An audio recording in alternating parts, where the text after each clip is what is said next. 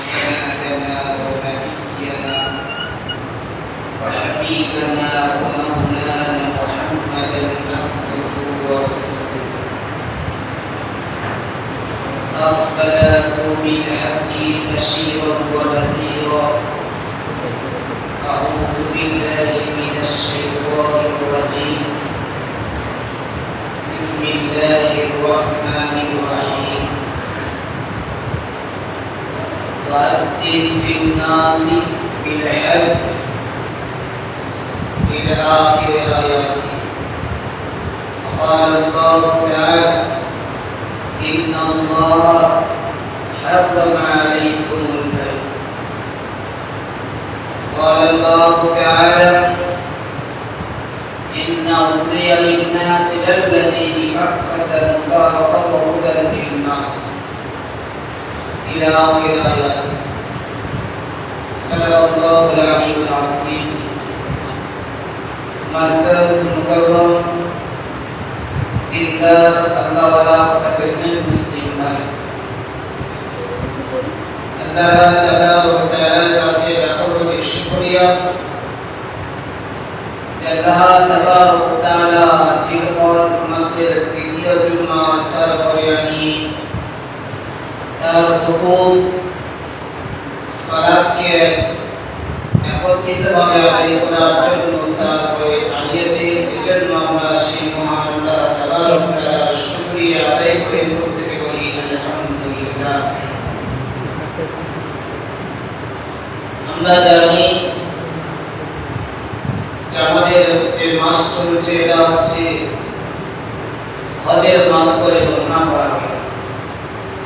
Actually বছরের মাস হচ্ছে জিলহজ মাস থেকে শুরু হয়, কিন্তু মুহাদ্দিসরা এবং আইম্মায়ে হযরতরা এজন্য জিলকদ মাসকেও হজের মাস বলে উল্লেখ করে, কারণ জিলকদ মাস থেকে মানুষ হজে যাওয়ার জন্য প্রস্তুতি শুরু করে এবং হজে যাওয়ার জন্য রওনা দিয়ে দেয়।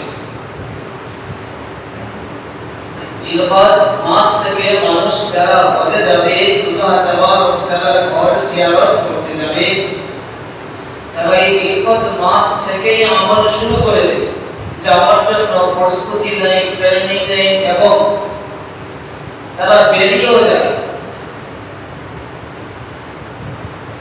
অতএব সেই জিলকদ মাস আমার আপনার কাছে দ্বিতীয় সপ্তাহ দেখতে দেখতে চলে এসেছে।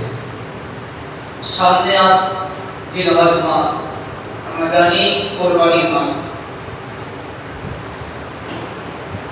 আল্লাহ তাবারক ওয়া তাআলা জাতির পিতা নবিয়ানা ইব্রাহিম খলিলুল্লাহ আলাইহিস সালাতু ওয়াস সালাম কে যে ইমতিহান দিয়েছে, আল্লাহ তাবারক ওয়া তাআলা কোরআনে কারীমে যে বর্ণনা করেছেন, আল্লাহ সুবহানাহু ওয়া তাআলা নবিয়ানা ইব্রাহিম আলাইহিস সালাতু ওয়াস সালাম কে কিছু কথা দিয়েছিলেন, কিছু পরীক্ষা নিয়েছিলেন এবং প্রতিটা পরীক্ষাতে নবিয়ানা ইব্রাহিম আলাইহিস সালাতু ওয়াত তাসলিম পাস করেছিলেন। প্রত্যেকটা পরীক্ষাতে আল্লাহর নবী উত্তীর্ণ হয়েছিল। হযরত নবিয়ানা ইব্রাহিম আলাইহিস সালাতু ওয়াস সালাম যখন সিরিয়া থেকে যখন মিশরে গেলেন এবং ওখান থেকে আবার যখন নিজের ছেলে এবং হযরত হাজরা আলাইহিস সালাতু ওয়াস সালামকে নিয়ে যখন মরুদ্যানে রেখে গেলেন, আমরা জানি ঘটনা। তারই পরে আল্লাহ সুবহানাহু ওয়া তাআলা স্বপ্ন দেখে নবিয়ানা ইব্রাহিম আলাইহিস সালাতু ওয়াস সালামকে দেখালেন। ফালাম্মা রাআ, যেটা আল্লাহ তাবারক ওয়া তাআলা কোরআনে কারীমে উল্লেখ করেছেন। তারই পরে আল্লাহ সুবহানাহু ওয়া তাআলা নবিয়ানা ইব্রাহিম আলাইহিস সালাতু ওয়াস সালামকে কাবা নির্মাণের জন্য আমার হুকুম দিলেন যে নবিয়ানা ইব্রাহিম খলিলুল্লাহ ইসমাঈল জাবিহুল্লাহ, তোমরা দুজনে মিলে আমার ঘর বানাও বাইতুল্লাহ। আল্লাহ সুবহানাহু ওয়া তাআলার হুকুম পাওয়ার পরে নবিয়ানা ইব্রাহিম আলাইহিস সালাতু ওয়াস সালাম এবং হযরত ইসমাঈল জাবিহুল্লাহ আলাইহিস সালাতু ওয়াস সালাম দুজনে মিলে আল্লাহ তাবারক তাআলার ঘর বাইতুল্লাহ বানাতে শুরু করলেন। আমরা জানি বাইতুল্লাহ বানানোর সময় যে পাথরের উপরে উঠে আল্লাহর নবী ইব্রাহিম খলিলুল্লাহ আলাইহিস সালাতু ওয়াস সালাম রাজমিস্ত্রির কাজ করেছিলেন, সেই পাথর আজও পর্যন্ত আল্লাহ তাবারক তাআলা অক্ষতভাবে রেখে দিয়েছেন, যেটার নাম হচ্ছে মাকামে মাহমুদ। কোরআনে কারিমে যেটার ভাষা আছে যে মাকামে মাহমুদ, যে পাথরের উপরে আল্লাহর খলিল হযরত ইব্রাহিম নবী আলাইহিস সালাতু ওয়াস সালাম পা দিয়ে কাবার ঘর নির্মাণ করেছিলেন। যে সমস্ত হাজিরা হতে যায় আল্লাহ সুবহানাহু ওয়া তাআলা তাদের ক্ষমতা দিয়েছেন। আল্লাহ সুবহানাহু ওয়া তাআলা বলছেন কোরআনে কারিমের মধ্যে, যাদের আমি আল্লাহ অর্থ সামর্থ্য দিয়েছি যে তারা নিজের সংসারের যাবতীয় খরচ বহন করার পরে এতটা আর্থিক সম্পদ থাকে যে আর্থিক সম্পদ থাকার ফলে নিজের ঘর থেকে বাইতুল্লাহ পর্যন্ত অর্থাৎ কাবা পর্যন্ত যাতায়াতের খরচ কিংবা তার কাছে থাকে, আল্লাহ তাবারক তাআলার কোরআন বলছেন তার সেই ব্যক্তির জন্য জীবনে একবার হলেও হজ খরচ হয়ে যায়। যে নিজের সংসারের যাবতীয় খরচ বহন করার পরে এতটা আর্থিক আছে, এতটা অর্থ আছে, যেটা অর্থ দিয়ে সে আরামের সাথে ভালোভাবে বাইতুল্লাহ শরীফে যেতে আসতে পারবে, যাদের কাছে আছে জীবনে একবার হলেও তাদের উপরে হজ খরচ হয়। হজে গেলে কি লাভ? যেখানে আম্বিয়া আলাইহিস সালাতু ওয়াস সালামের স্মৃতিগুলো ভেসে উঠবে। ইতিপূর্বে যত আম্বিয়া আলাইহিস সালাতু ওয়াস সালাম বনি আব্দুল্লাহ গুজরে গিয়েছে, তাদের স্মৃতিগুলো ভেসে উঠবে। বিশেষ করে জাতির পিতা হযরত ইব্রাহিম খলিলুল্লাহ আলাইহিস সালাতু ওয়াস সালামের হযরত হাজরা আলাইহিস সালাতু ওয়াস সালামের স্মৃতিগুলো, হযরত ইসমাঈল জাবিউল্লাহ আলাইহিস সালাতু ওয়াস সালাম যে বিনা প্রান্তে জবাই হয়েছিলেন, জবাই করতে গিয়েছিলেন এবং এক ধরনের জবাই হয়েও গিয়েছিলেন বললে ভুল হবে না, কারণ সর্বদিক থেকে পুরো কমপ্লিট হয়ে গিয়েছিল। একবার দুবার নয়, 70 বার, যেটা আমি আগামী সপ্তাহ অথবা সপ্তাহ পরে শোনাবো যে ইব্রাহিম ইসমাঈলের করুণ ঘটনা, কিভাবে নিজের সন্তানকে জবাই করেছিল। যাই হোক, সেই সমস্ত স্মৃতিগুলো আজও পর্যন্ত সেখানে গেছে। যে হাজরা আলাইহিস সালাতু ওয়াস সালাম নিজের সন্তান ইসমাঈলকে ওই মরুদ্যানে রেখে যখন চলে এলেন, আর সেখানে থাকার পরে যে এক মুষ্টি পানি আর কিছু খুরমা দিয়ে এসেছিল, সেটা কিছুদিনের মধ্যে যখন শেষ হয়ে গেল, তারপরে পানির জন্য সন্তান হাহাকার শুরু করে দিল। হযরতে হাজরা সন্তানের দিকে তাকিয়ে থাকতে না পেরে একবার সাফওয়া একবার মারওয়া ছোটাছুটি করেছিল পানির সন্ধানে। আল্লাহ সুবহানাহু ওয়া তাআলা এটা কিয়ামত পর্যন্ত জারি রেখে দিয়েছেন যে হাজরা, তুমি যে ছোটাছুটি করেছো তোমার সন্তানের জন্য, এটা কিয়ামত পর্যন্ত হাজরা হজ করতে আসবে, যারা উমরা করতে আসবে, প্রত্যেকের জন্য এই দৌড়াদৌড়ি করা ওয়াজিব হয়ে যায়। আল্লাহ সুবহানাহু ওয়া তাআলা সেখানে গেলে স্মৃতিগুলো ভেসে উঠবে। এই ঘটনাগুলো অটোমেটিক ভাবে আপনার যারা যাবে তাদের অন্তরে উদ্ভাসিত হবে।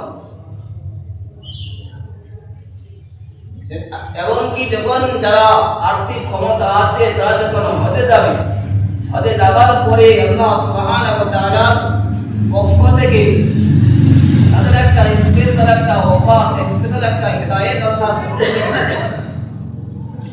তারা সেই হজ থেকে আসার পরে আর তারা চুরি করতে পারবে না। নিজের একটা বিবেকে মানবে, মিথ্যা কথা বলতে গেলে 7 বার ভাবতে হবে, সুদ নিতে গেলে 5 বার ভাবতে হবে, যখন জবান থেকে কটু কথা খারাপ কথা যখন বার হবে তখন ভাবতে হবে যে এই জবান কাবা বাইতুল্লাহ থেকে ঘুরে এসেছে, এই শরীর কাবা বাইতুল্লাহ থেকে আল্লাহর ঘর থেকে ঘুরে এসেছে, এবং অন্যান্য আমলে তারাক্কি লাভ করবে, আমলের দিক থেকে তারা এগিয়ে যেতে পারবে। যেখানে রাসূল করিম সাল্লাল্লাহু তাআলা আলাইহি ওয়াসাল্লাম সাইয়্যিদ আছে। রাসূল করিম সাল্লাল্লাহু তাআলা আলাইহি ওয়াসাল্লাম জীবদ্দশায় আমরা তখন ছিলাম না, কিন্তু আল্লাহ রাসূল বিদায় নিয়েছে। অতএব তিনি যেখানে শুয়ে আছে সেটা সচক্ষে দেখে আসার তৌফিক হবে। সেজন্য যাদের আর্থিক ক্ষমতা আছে তাদের অবশ্যই যাওয়া দরকার। আজ নয়, কাল নয়, এবছর নয়, সামনের বছর, এই বছর করে করে পিছিয়ে দেওয়া, পিছিয়ে ফেরা এটা মুসলমানের জন্য উচিত নয়। মুসলমান সর্ব কাজে দেখেছি প্রতিটা কাজে অবহেলা করে। যে কাজটা যে সময়ে করা দরকার ছিল সেই কাজটা সেই সময়ে না করার কারণে আজকে মুসলমান গাফলতির মধ্যে পড়ে মুসলমান নিজের ঈমানকে, নিজের আমলগুলোকে নষ্ট করে দিচ্ছে, বেকার করে দিচ্ছে। সেজন্য উচিত হবে এটাই, সময় আগামী দিনে আমি আপনি পাবো কিনা জানি না। আল্লাহ সুবহানাহু ওয়া তাআলা আপনার আমার হায়াত কতদিন কার রাখবে সেটা আমি আপনি জানি না, কিন্তু সময় যখন এসেছে, আর্থিক ক্ষমতা যখন আছে, অতএব দেরি না করে তাড়াতাড়ি বেরিয়ে যাও, এটাই হবে বুদ্ধিমানের কাজ। রাসূল আকরাম সাল্লাল্লাহু তাআলা আলাইহি ওয়াসাল্লাম হাদিস বর্ণনা করছেন, যদি বা কোনো ব্যক্তি বাইতুল্লাহ শরীফে হজের উদ্দেশ্যে রওনা হয়ে যায়, হজ করার পরে যখন সে ফিরে চলে আসে, হজে যাওয়ার পরে হজের প্রতিটা হুকুম আহকাম সে ঠিকঠাক মতো আদায় করল, তারপরে সে যখন ফিরে চলে আসে ওই রকম হয়ে যায় যেমন সে নাকি আজকেরই তার মায়ের কোল থেকে প্রসব হয়েছে। অর্থাৎ মায়ের কোল থেকে যেমন বাচ্চা যখন প্রসব হয় তার যেমন কোনো গুনাহ থাকে না, সে যেমন গুনাহ মুক্ত, সেই রকম কোন ব্যক্তি যদি বা হজে বাইতুল্লাহ থেকে ঘুরে আসে এবং হজের প্রতিটা হুকুম আহকামগুলো, হজ করতে গিয়ে যে রুকুনগুলো আছে, ফরজ ওয়াজিবাতগুলো যদি বা ঠিকমতো আদায় করে সে আসতে পেরেছে, সে ওই ব্যক্তি ওই মাসুম বাচ্চার মতো বেগুনাহ হয়ে যায়, তার কোনো গুনাহ থাকে না। সুবহানাল্লাহ। এজন্য আমাকে আপনার উচিত হবে এই হজে বাইতুল্লাহ থেকে একবার ঘুরে আসা। টাকা থাকলে হজে যাওয়া যায় না, বহুজনের আছে কোটিপতি মালিক, কিন্তু ইচ্ছা নাই আল্লাহর সাথে, আল্লাহর সঙ্গে কথা বলার, আল্লাহর ঘরকে দেখার, নবী পাক সাল্লাল্লাহু আলাইহি রওজা জিয়ারত করার তাদের মনের এই আশা জাগেনি। নবীর প্রেম থাকলে তবে তো নবীকে দেখার সৌভাগ্য হবে, নবীর প্রেম থাকলে তবেই তো নবীকে দেখার সৌভাগ্য হবে। আল্লাহ সুবহানাহু ওয়া তাআলা হুকুম যদি আমি আপনি মানি তবে তো আল্লাহ সুবহানাহু ওয়া তাআলা নিজের ঘরে আবার সেই সুযোগ তৈরি করবে। আল্লাহ সুবহানাহু ওয়া তাআলা যখন নবী ইব্রাহিম আর ইসমাঈল আলাইহিস সালাতু ওয়াস সালামের কাবা যখন ঘর নির্মাণ একদম শেষ হয়ে গেল, আল্লাহ তাআলা হুকুম দিলেন ওয়াজ্জিন ফিন নাসি বিল হজ্জি, তখন নবী ইব্রাহিম তুমি মানুষের কাছে দাওয়াত দাও, মানুষের কাছে পৌঁছে দাও, তারা যেন আমার ঘরকে তওয়াফ করতে আসে, তারা যেন আমার ঘরে আসে, পায়ে হেঁটে আসে এবং অশ্ব বাহিনীর উপরে উঠে আসে, সওয়ারির উপরে উঠে আসে, যানবাহনের উপরে উঠে তারা যেন আমার ঘরকে তওয়াফ করতে আসে। নবী ইব্রাহিম আলাইহিস সালাতু ওয়াস সালাম বলছেন, আল্লাহ আমি এই সামান্য জবান দিয়ে বলবো, এই আওয়াজ পুরো পৃথিবীতে পৌঁছাবে কিভাবে, সবার কানে যাবে কিভাবে? আল্লাহ তাআলা বলছেন, নবী ইব্রাহিম শুধুমাত্র তুমি আওয়াজ বার করো, এই আওয়াজটা পৌঁছে দেওয়ার দায়িত্ব হচ্ছে আমি আল্লাহ। হাদিস পাকের মধ্যে এসেছে নবী ইব্রাহিম আলাইহিস সালাতু ওয়াস সালাম আল্লাহ পাকের হুকুমে আওয়াজ দিলেন, উঁচু পাহাড়ে উঠে, কেউ কেউ বলেছে ওই মাকামে মাহমুদে পাথরের উপরে উঠে আযান দিয়েছে, আযান নাই, এলান করেছে যে খানায়ে কাবা বাইতুল্লাহ তৈরি হয়ে গিয়েছে, হে বিশ্বজগতের ভূমণ্ডলের মানুষ, তোমরা সবাই আজকের থেকে এই কাবা তওয়াফের জন্য তোমরা আল্লাহর ঘরে চলে আসো। এই আওয়াজটা আল্লাহ সুবহানাহু ওয়া তাআলা সারা পৃথিবীর সর্ব জায়গায় পৌঁছে দিয়েছে, এমনকি পর্যন্ত রুহু জগতে পর্যন্ত পৌঁছে দিয়েছে। অনেকে বলে যে রুহু জগতে আওয়াজ যখন পৌঁছানো হলো, রুহু জগতে যারা লাভবাইক দিয়েছিল, তারা আজ পর্যন্ত হাজিরা যেমন হজের ময়দানে গিয়ে, আরাফাতের ময়দানে গিয়ে আল্লাহুম্মা লাব্বাইক করে যেমন চিল্লায়, ওই তারাই চিল্লায়, তারা সেই রুহু জগতে গিয়ে লাভবাইক করেছিল। আল্লাহ সুবহানাহু ওয়া তাআলা নবী ইব্রাহিম আলাইহিস সালাতু ওয়াস সালামের দাওয়াতকে পুরো বিশ্ববাসীর জন্য প্রতিটা মানুষের কানে পৌঁছে দিয়েছিল।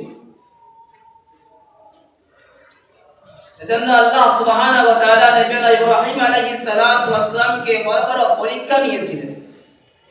একদিন নবী ইব্রাহিম আলাইহিস সালাতু ওয়াস সালাম খানা মেহমান না হলেন, খানা খেতেন না।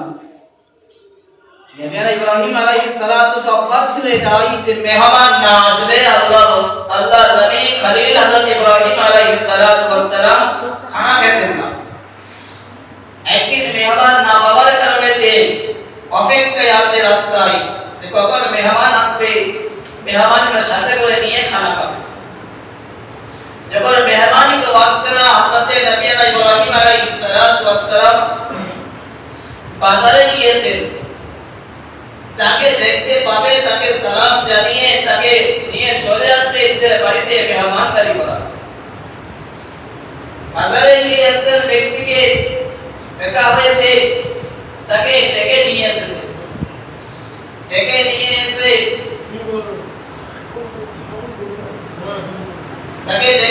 এসে বলছেন যে আসুন আমরা মেহমান, আপনি হচ্ছে আমার মেহমান, অতএব আমার সাথে আপনি খানা খাবেন। সে ব্যক্তি বলছে ঠিক আছে, ভালো কথা, যাও খানার সন্ধান করছিলাম, আপনি যখন ডেকে এনেছেন খুবই ভালো হলো। নবী ইব্রাহিম আলাইহিস সালাতু ওয়াস সালাম বলছেন বিসমিল্লাহ বলে শুরু করো, বিসমিল্লাহ বলে খানা খাওয়া শুরু করো। তো মেহমান বলছেন যে আমি বিসমিল্লাহ বলবো না। হযরত ইব্রাহিম সাল্লাম বলছেন তাহলে খানা খেতে দেব না। যখন তুমি বিসমিল্লাহ বলতে পারবে না তাহলে আমি খানা খেতে দেব না। বলছেন তাহলে আমি খানা খাবো না, চলে যাচ্ছি, কিন্তু বিসমিল্লাহ বলতে পারবো না। আল্লাহ তোমাকে খাওয়াচ্ছে তো তুমি, হ্যাঁ তোমার নাম বলো, আমি তোমার নাম নিচ্ছি। দেখ ব্যক্তিরা ছিল অমুসলমান, তাই হযরত ইব্রাহিম সাল্লাম দাঁড়িয়ে দিলেন, যাও তোমার মতন আমার মেহমান দরকার নেই। তারিফ করে সাথে সাথে আল্লাহ তাবারক ওয়া তাআলা জিবরিল আমিনকে পাঠিয়ে দিলেন, জিবরাইল যাও নবী ইব্রাহিমকে গিয়ে বলো যে ওই মেহমানকে আবার ডেকে নিয়ে এসে নিজের দস্তরখানা খানা খাওয়াতে। হযরত ইব্রাহিম নবী আলাইহিস সালাম হয়ে গেল। জিবরাইল ওই ব্যক্তিরা তো মুশরিক, ও তো আল্লাহকে মানে না। আমি বললাম বিসমিল্লাহ বলে চালু করো, আর ও তো বিসমিল্লাহ বলে চালু করেনি, তার কারণে আমি ওকে তিরস্কার করে ওকে তাড়িয়ে দিয়েছি, ও চলেও গিয়েছে। জিবরিল আমিন আলাইহিস সালামের কাছে বলেন, আল্লাহ বলছেন ইব্রাহিম তুমি শোনো, ওই ব্যক্তিটা দীর্ঘ প্রায় 55 বছর বয়স হয়ে গিয়েছে। এই 55 বছর বয়সেও একবার আমার নাম নেইনি, ডাকেনি। তাই পরে আমি যে ওকে খানা খাওয়াইনি এমনটা নয়, যে আমার নাম নেই তাকেও যেমন ভাবে আমি আল্লাহ দেখভাল করি, খানা খাওয়াই, থাকার জায়গা দিই, ঠিক যে আমার নাম নেই না তাকেও আমি আল্লাহ একই রকম ভাবে খানা খাওয়াই, তাকেও একই রকম ভাবে আমি আল্লাহ দেখভাল করি। আজকের সে তোমার বাড়ির একদিনের মেহমান, একবারের মেহমান হয়ে গেল, আপনাকে তাড়িয়ে দিলে। আমি তো তাকে তাড়িয়ে দিই না, আমি তো শুধু আমারই কাছে তিনি খেয়ে খেয়ে আসছি। আজকে তোমারই কাছে গেল, আপনি তাকে তিরস্কার করলে, তাড়িয়ে দিলে, বিসমিল্লাহ বলতে না বলে। হযরত ইব্রাহিম নবী আলাইহিস সালাম ভুল বুঝতে পারে, আবার গিয়ে ডাকলে। সে ব্যক্তি বলছে আমি আর যাব না, একবার তুমি আমাকে ভৎসনা দিয়ে তাড়িয়ে দিয়েছো, বিসমিল্লাহ না বলার কারণে আমি আর যাব না। নবী সাল্লাল্লাহু নিজের ভুলকে সেখানে বললেন যে আমার ভুল হয়ে গিয়েছে, আমি আর বলবো না, বিসমিল্লাহ আপনাকে বলতে হবে না, আপনি গিয়ে খানা খাবেন।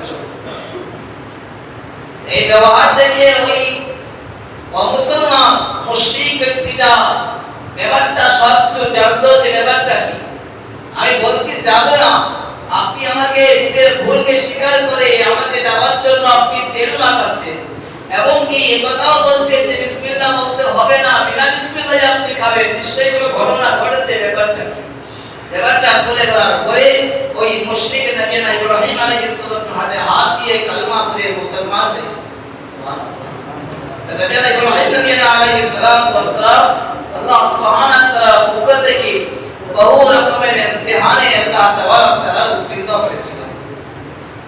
আল্লাহ সুবহানাহু ওয়া তাআলা আমার আপনার প্রত্যেককেই সামনে যে আসছে কুরবানির দিন, যাদের আর্থিক ক্ষমতা আছে প্রত্যেকেই হালাল রুজি দিয়ে, হালাল অর্থ দিয়ে কুরবানি কেনা এবং আমলের দিক থেকে এগিয়ে যাওয়ার তৌফিক